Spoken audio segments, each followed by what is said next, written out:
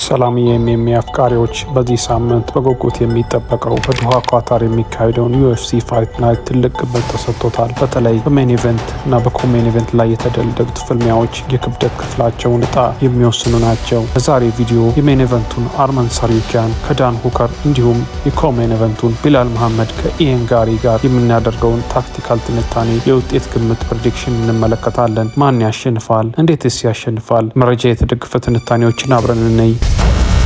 በቅድሚያ ወደ ኮሜን ኢቨንቱ እንለፍ። የቀድሞ ሻምፒዮን ቢላል መሐመድ ከወጣቱ ኢያን ጋሪ ጋር ይፋለማሉ። የቢላል መሐመድ ጥንካሬ። ቢላል የሚታወቀው በማያቋርጥ ግፊት፣ ሪለንትለስ ፕሬሸር እና በካርዲዮ ብቃት ነው።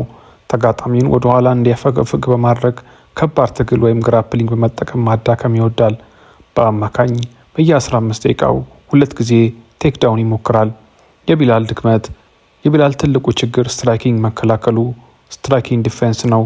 ብዙ ምቶችን ይቀበላል። በአንድ ቴክዳውን ብቻ ይዞ መቆየት ችግር አለበት። የተጋጣሚው ኢያን ጋሪ ትልቁ ስትሬንግዙ ወይም ጥንካሬው፣ ኢያን ጋሪ በቁመትና በሪች ከቢላል ይበልጣል። ፈጣን ነው። የርቀት መቆጣጠር ዲስታንስ ማኔጅመንት ብቃቱ ድንቅ ነው። በተለይ የፊት እግሩን ተጠቅሞ የቢላልን ግፊት የማስቆም እድል አለው። ስትራይኪንግ ትክክለኛነቱ 54% ሲሆን ይህም እጅግ በጣም ከፍተኛ ነው። የኢያን ጋሪ ድክመት ከሻክባት ራክሞኖቭ ጋር በነበረው ፍልሚያ እንዳየነው በወለል ላይ ግራውንድ ጌም ሲፈተን ይቸገራል። ቢላል ይህን ድክመት ተጠቅሞ ወደ መሬት ከወሰደው ያንን ሊቸገር ይችላል። የሁለቱንም አሁን ማሸነፊያ መንገዶች እናያለን። ቢላል ለማሸነፍ ርቀቱን በፍጥነት በማጥበብ ፍልሚያውን አስቀያሚ ወይም አግሊ ፋይት ማድረግ አለበት። ያን ከኬጅ ጋር የመጣበቅ ቦክስ ውጊያ ማክሸፍ ይኖርበታል። ኢያን ጋሪ ለማሸነፍ በመሃል ሜዳ ላይ በመቆየት በረጅም እግሩ ቢላልን እየመታ ማራቅ፣ ስቲክ ኤንድ ሙቭ አለበት። የቢላል ቴክዳውን ሙከራዎች ከመለሰ በቆመበት መደብደብ አውስትራይክ ሰፊ እድል አለው። ግምት። ይህ ፍልሚያ ከጉልበት ከልምድ ጋር የሚገናኝበት ነው። ኢያን ጋሪ ከዚህ በፊት በሻፍካት ሽንፈት ቢቀምስም ከዚያ ተምሮ እንደሚመጣ ይገመታል።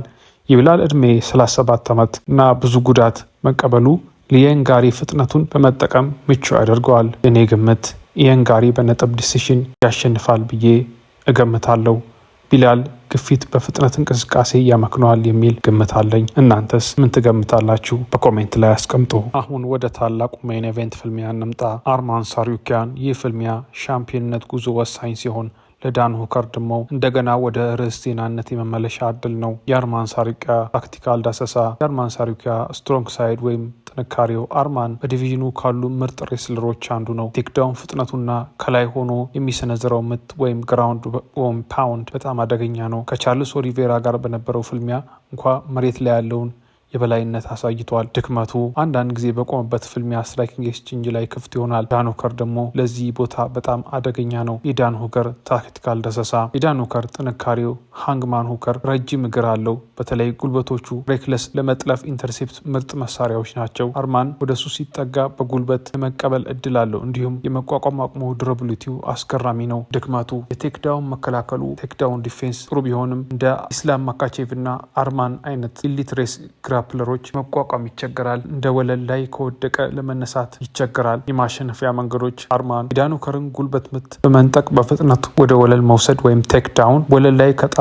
በኋላ ተቆጣጥሮ ነጥብ ወይም ቲኬኦ ማሸነፍ። ሁከር ፍልሚያው በቆመበት ማስቀጠል፣ የአርማንም መግቢያዎች ኢንትሪ ወይም ቴክ ዳውን ኢንትሪዎችን መዝጋት፣ በጉልበት ምቶች ኢንተርሴፕት ማድረግ ወይም መቀበል። ግምት። ዳን ሁከር ጠንካራ ተጋጣሚና አንደርዶግ ቢሆንም አርማን ሳሩኪያን የሬስሊንግ ብቃት ለሁከር ትልቅ ፈተና ነው።